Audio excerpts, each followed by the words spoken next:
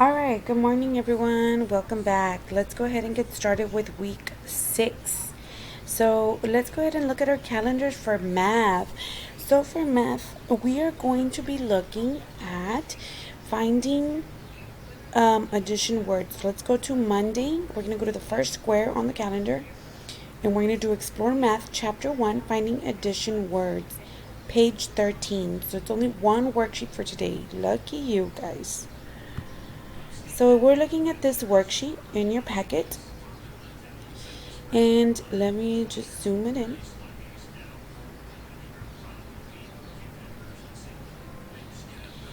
So right here it says directions. Use the word charts or vocabulary word cards and circle the addition words. So right here we have our problem, and then right here I want you to show the work. So number 1, it says money in hand. What is the total amount? So what coins do we have here, guys? What kind of coins are these? Is it a penny? Is it a dime? A nickel or a quarter?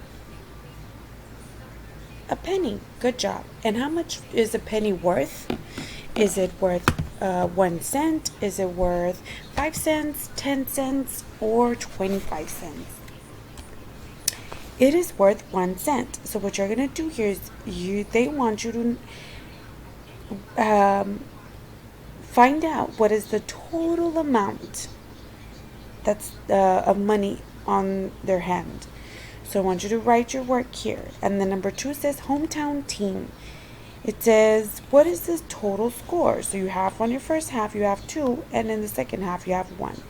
So I want you to show me, circle the addition words. So I want you to circle what tells you that you have to add. And then number 3, it says earning money.